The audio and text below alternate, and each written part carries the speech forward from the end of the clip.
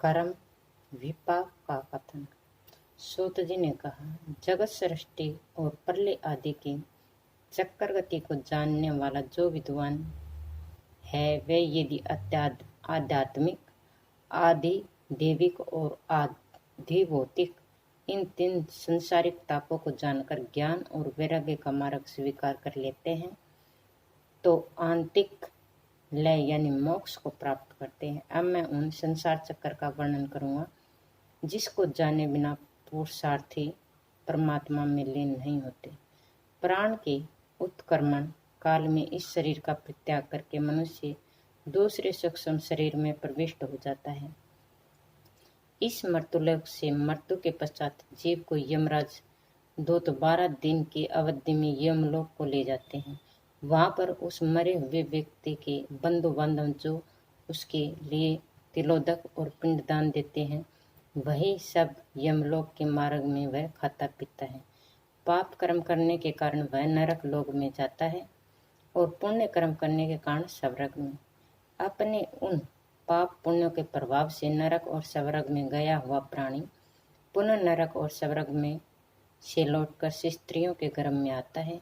वहां विनिष्ट न होकर वह 2 बीजों को के आकार को धारण कर लेता है। उनके बाद वह कलल फिर बुदबुदाकार बन जाता है। तत्पश्चात उस बुदबुदाकार रक्त में मांसपेशियों का निर्माण होता है। मांसपेशियों से मांस अंडाकार बन जाता है। वह एक पल यानी प्रमाण विशेष के समान होता है। उसी अंडे से अंकुर बनता है। उस अंकुर से उंगली, नेत्र, नाक, मुख और कान आदि अंग उपांग पैदा होते हैं। इसके बाद उस विकसित अंकुर से उत्पादक शक्ति का संचार होता है, जिसे हाथ पैर की उंगली में नख आदि निकल आते हैं। शरीर में त्वचा और रोम तथा बाल निकलने लगते हैं। इस प्रकार गर्भ में विकसित होता है। वह यह जीव 9 मास तक अधोमुख स्थित रहकर 10वें मास में जन्म लेता है। तदंतर संसार को अत्यंत मोहित करने वाली भगवान विष्णु की वैष्णवी माया से आवृत कर लेते हैं। यह जीव बाल्यावस्था, कौमारावस्था, युवावस्था, वृद्धावस्था को प्राप्त करता है। इसके बाद यह पुनः मृत्यु को प्राप्त हो जाता है। इसी प्रकार यह जीव संसार चक्र में घंटी यंत्र के समान घूमता है। जीव नरक भोग करने के पश्चात पापी योनियों में जन्म लेता है। पतित से प्रतिग्रह स्वीकार करने के कारण विद्वान भी अधो योनि में जन्म ग्रहण करता है।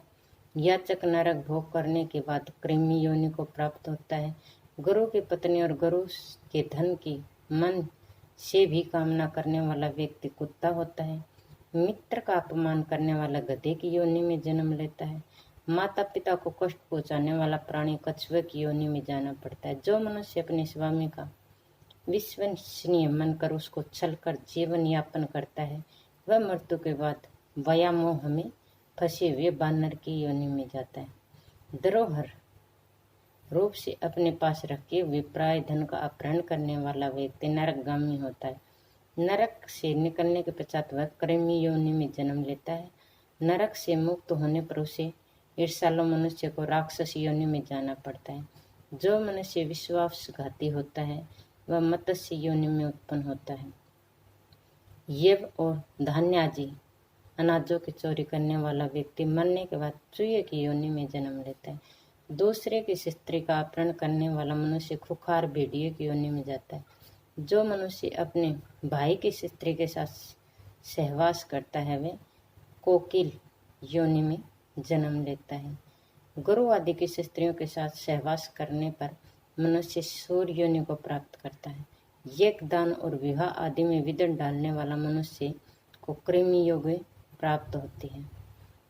देवता, पितर और ब्राह्मणों को बिना भोजन आदि दिए जो मनुष्य अन्न ग्रहण करता है वह नरक को जाता है। वहां से मुक्त होकर वह पापी काक योनि को प्राप्त होता है। बड़े भाई का अपमान करने से मनुष्य क्रौंच पक्षी विशेष योनि को प्राप्त करता है। यदि शुद्ध ब्राह्मण स्त्री के साथ रमण करता है तो वह कृमि योनि में जन्म लेता है। उस ब्राह्मणी से यदि वह संतान उत्पत्ति करता है तो वह लकड़ी में लगने वाले घून नामक कृमि की योनि को प्राप्त करता है। कर्तधन व्यक्ति कृमि, कीट, पतंग और बिच्छू की योनियों को भ्रमण करता है। जो मनुष्य शस्त्रहीन पुरुषों को मारता है वे दूसरे जन्म में गधा होता है। स्त्री और बच्चे का वध करने वाले को कृमि योनि प्राप्त होती है। भोजन की चोरी करने वाला मक्खी की योनियों में जाता है। अन्न की चोरी करने वाला बिल्ली की योनि और तिल की चोरी करने वाला चूहे की योनि में जन्म लेता है। घी की चोरी करने वाला मनुष्य नेवला और मदगुर यानी मत्स्य विशेष के मांस की चोरी करने वाला काक योनि में, मधु की चोरी करने वाला मनुष्य दंशक योनि और अपूप यानी पुआ की चोरी करने से चिट्टी की योनि में जन्म लेना पड़ता है। जल का अपहरण करने पर पापी व्यक्ति काक योनि में उत्पन्न होता है। लकड़ी की चोरी करने पर मनुष्य हारे नामक पक्षी और कबूतर की योनि में जन्म लेता है। जो प्राणी स्वर्ण पात्र की चोरी करता है उसको कृमि योनि में जन्म लेना पड़ता है। कपास से बने वस्त्रों की चोरी करने से क्रौंच पक्षी, अग्नि की चोरी करने पर बुगला, अंगराग आदि रजक द्रव्य और शाक पात की चोरी करने वाला मनुष्य मयूर होता है। लाल रंग की वस्तु की चोरी करने से मनुष्य जीवक यानी पक्षी विशेष, अच्छी गंध वाली वस्तुओं की चोरी करने पर छछूंदर और खरगोश की चोरी करने से वह खरगोश योनि को प्राप्त होता है। कला की चोरी करने पर मनुष्य नपुंसक, लकड़ी की चोरी करने पर घास फूस में रहने वाला कीट, फूल की चोरी करने पर दरिंदर तथा यावक, जौ का सूत, धान, लाख आदि चुराने पर पंगु होता है। शाक पात की चोरी करने वाला हारित और जल की चोरी करने पर चातक पक्षी होता है। जो मनुष्य किसी के घर का अपहरण करता है वह मनुष्य के पश्चात महाभयानक रौरव आदि नरक लोक में जाकर कष्ट भोगता है। तरण, गुलूम, लता, बेलरी और वृक्षों की छाल चुराने वाला व्यक्ति वृक्ष योनियों को प्राप्त करता है। यही स्थिति गो, स्वर्ण आदि की चोरी करने वाले मनुष्य की होती है। विद्या की चोरी करने वाला मनुष्य विभिन्न प्रकार के नरकों का भोग करने के पश्चात गूंगे की योनि में जन्म लेता है।